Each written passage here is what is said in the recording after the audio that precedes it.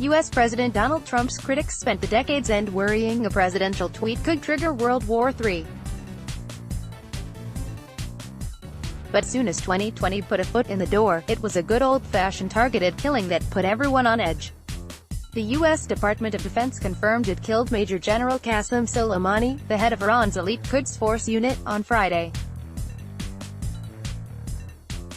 Soleimani is one of the most important figures in Iran, and has shaped events across the Middle East for decades, often at America's expense. For the U.S. government, Soleimani was a terrorist and war criminal. For the Iranian regime, he was a hero, whose popularity stretched beyond regime supporters. If you asked me to find a figure from the regime whose popularity went beyond it, he would be it, said Arash Azizi, a political commentator from Iran and PhD candidate of History and Middle Eastern Studies at New York University. Azizi, who himself considers Soleimani a war criminal and opposes Khamenei's leadership, said that through conversations with his Iranian community, both in the United States and in Iran, he found that a large number of people were mourning the general.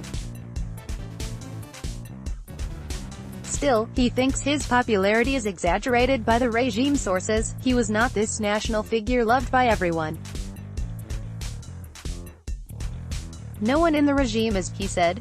Whether they loved or hated Soleimani, however, Iranians likely share the same position when it comes to war with the United States. They fear it. The threat of war is what really unites Iranians, Azizi said. Having witnessed the impact of America's intervention in Iraq, even those who opposed the regime know a war in Iran would have devastating consequences. I can't see the opposition supporting a military attack in Iran. In fact, Azizi said he believes that retaliation from Iran, to the extent that it escalates the conflict and threatens reprisals from the Americans on Iranian territory itself, is highly unlikely. Ali Khamenei is 80 years old, and a prudent leader, he said.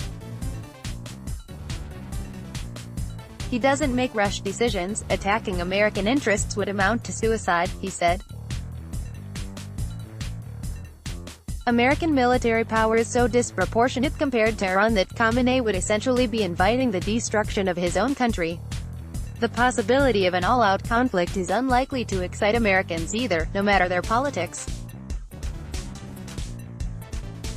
U.S. Secretary of State Mike Pompeo has already released statements calling for de-escalation.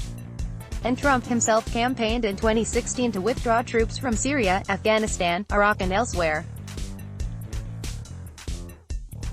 According to recent polls, only about 18% of Americans would support the president if he went to war, making it a risky proposition in an election year. Things seem hot right now. Khamenei has threatened forceful revenge, and Trump is sending thousands more troops to the region. But ultimately, a war is probably not in either leader's interests.